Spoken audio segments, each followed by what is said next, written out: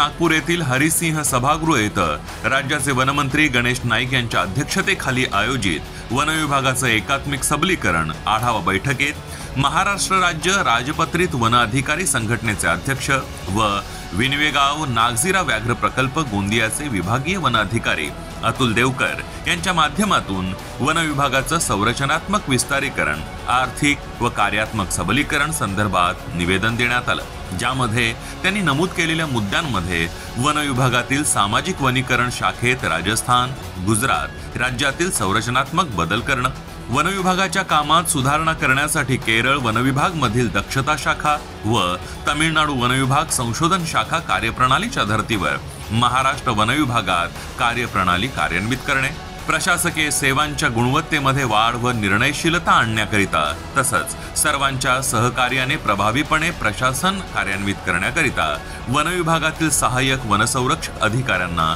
स्थानिक पातळीवर काम करत असताना निर्णय देण्याचे अधिकार देणे, वन विभागातील अधिकारी कर्मचारी क्षमता विकसित करण्यासाठी आणि वाढवण्यासाठी प्रशिक्षण कार्यक्रम राबवणे,